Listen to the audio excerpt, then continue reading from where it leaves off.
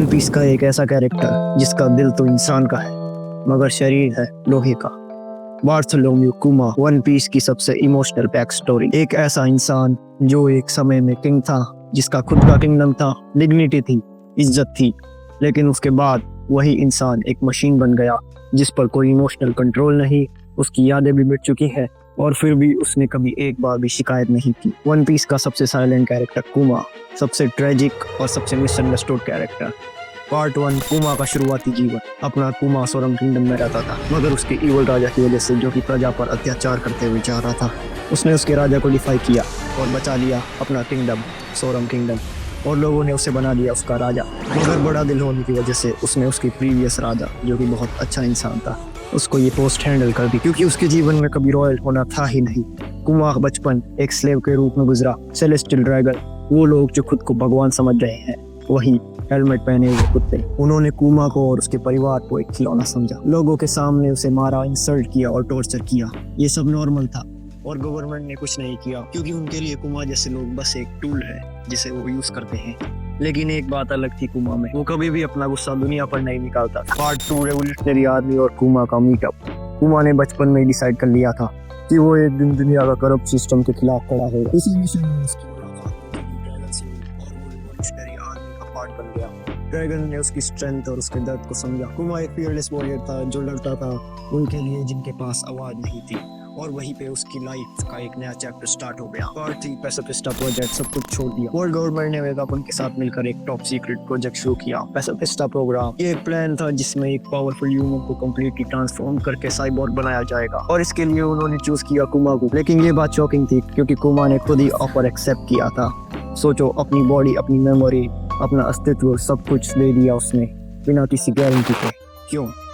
क्योंकि उसका एक ही मिशन था, अपनी बेटी बोनी को बचाना। उसने वर्ल्ड गवर्नमेंट से डील की, मैं तुम्हारा बन जाऊंगा पर मेरी बेटी को बचा लो। वो सिर्फ एक वॉरियर नहीं, एक पिता था सबसे पहले। पार्ट 4, ज्वेलरी बोनी, बेटी का रिश्ता। बोनी को हम एक्सटर्नल पायरेट के नाम से जानते हैं, लेकिन उसके अंदर छुपा रहा है सिर्फ वो जानती है। वो अपने पिता को मशीन बनता हुआ देख रही थी। उसके सामने उसका डैड सिर्फ एक रिमोट कंट्रोल कार की तरह बन गया, जिसे गवर्नमेंट कंट्रोल कर सकती है अपने इशारों पे, जो किसी को नहीं पहचानता था। मगर फिर भी बोनी ने हर जगह जाके अपने पिता के लिए लड़ाई करी। वर्ल्ड गवर्नमेंट के अगेंस्ट खड़ी हुई सिर्फ उस इंसान के लिए जिसके अंदर जिंदगी बाकी नहीं थी, और प्यार अभी भी था। इस पूरे वन पीस वर्ल्ड में इतना इमोशनल बॉन्ड शायद ही किसी कैरेक्टर का हमें दिखाया गया होगा। Part 5, Thriller Bark, the moment that shocked everyone. आपको याद होगा थ्रिलर बार्क आर्क, जब कुमा ने स्ट्रॉ हैट के सामने अपना अपीयरेंस दिखाया। सब सोच रहे थे अब सब मर जाएंगे। कुमा ने ऑर्डर मिलते ही उन सबको खत्म करने का फैसला कर लिया, लेकिन फिर उसने किया एक ऐसा काम जिसे सबको शॉक कर दिया। उसने लूफी को नहीं मारा, उसने उसका सारा पेन, दर्द जोरो को दे दिया। जोरो ने पेन बबल एक्सेप्ट किया और वो लेजेंडरी डायलॉग बोला, Nothing happened। पर असली हीरो था कुमा। कुमा ने समझा कि लूफी एक स्पेशल इंसान है। उसने उसे बचाया सिर्फ एक उम्मीद के लिए, वो उम्मीद कि एक दिन ये लड़का इस सिस्टम को बदलेगा।